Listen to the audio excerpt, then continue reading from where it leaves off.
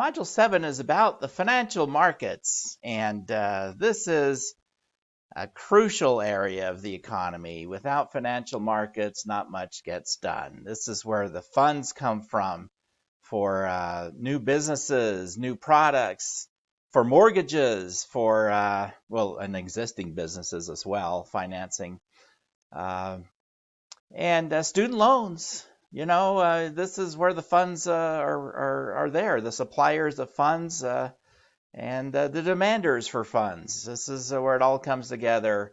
And if we're going to have a vibrant economy, growing economy with increased productivity and standard of living, every economy that has a high standard of living has well-functioning financial markets. But it's also an area where it's required some oversight, the right kind of oversight. We already saw in the last module where too much meddling in the financial markets can cause problems. But there needs to be rules and enforcement of the rules, and there needs to be competent oversight. That's a challenge with the financial markets because they're very sophisticated, very complicated. And I'm reading a book right now, in fact, about Bernie Madoff, the largest Ponzi scheme in history. $65 billion he lost. He scammed people out of. Some, in many cases, their life savings. I remember reading about one man. It's always stuck with me. Thought he had a good retirement plan, had been saving his whole life. $4 million he had saved up, ready to retire, gave it all to Bernie Madoff. Now that's something you'd never do. You never do. You never give all your money to one guy, one analyst, one manager, one advisor, or one institution. But that's where greed gets the best of you. You don't want to. You want all your money to get this amazing return. We'll talk about that in a minute with risk and return. But this analyst, he wrote the book. Name of the book is No One Would Listen by Harry Markopolos. And if you're interested in this stuff, it's just fascinating. But he's a financial analyst, and what happened was his firm wanted him to reverse engineer what Madoff was doing so they could develop a product that would do that too. And as he looked into it, he told him, once he looked into it, he told him, this can't be done. Excuse me. It's impossible to do what he's doing. And they pushed and pushed, and so to salvage his own reputation, so he and his colleagues went to the Securities Exchange Commission and told them, look, this is what Madoff is doing. And the problem was no one at the SEC, okay, these are securities lawyers, no one had the sophistication, tongue twister, no one had the financial sophistication to understand what Markopolos was telling them.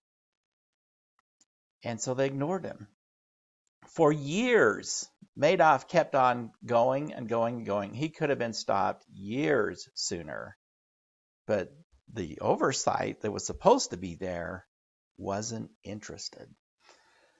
Madoff had a tremendous reputation on Wall Street. Everybody just thought he was this amazing genius that is always beating the markets. But this analyst, Markopolos, knew otherwise. And the frustration of not getting, when the evidence was so obvious to anyone with a financial economic background, nobody at the SEC was interested. Well, anyway, interesting reading. So you not only have to have oversight, you have to have the right oversight and competent oversight. Well, here, risk and return. If you learned anything, learn the relationship between risk and return. As with Madoff, okay, this would have spared a lot of people. It doesn't do a lot of good to scrimp and save your whole life if you're just going to lose it all by turning it over to someone who promises high returns. When the returns, first of all, high returns mean high risk, okay, as I explain in there. And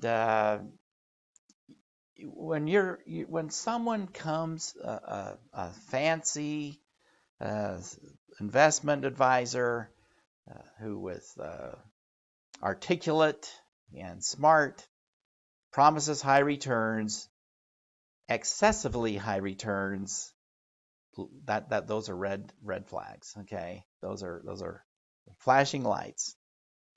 Watch out. If it's too much higher than what the market is providing, there's something wrong. Okay, that's your first clue. So understand that. A lot of people don't understand that principle. They think they're being smart. Well, gosh, I don't want part of my portfolio to get 25%. I want my whole portfolio to get 25%. So they put it all there and lose every cent they've earned and saved for 40 years. It's tragic. Now, it might be a legitimate investment. If so, and if you want to, play a little bit, put some of your money in it. It's okay. Put 5% of your portfolio, 10 maybe, I don't know. Roll the die, but don't put more than you can afford to lose. Just don't put it all. And if they press for all of it, believe me, there's a problem. So be careful there. Risk and return, one of the most important lessons in finance.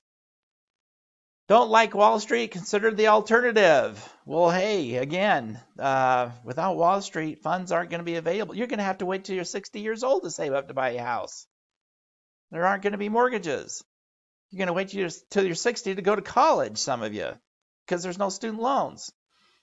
Okay? Without those funds that are being provided through the financial system, it's just not there. You want to start a business? Well, the funds might be there, but without a financial system, which we kind of just call Wall Street, okay, it's not going to be there. So, yeah, there's been some problems with Wall Street, but the alternative it's not going to work very well. So, credit card debt. They're zeroing in on college students. Guys, don't fall for this.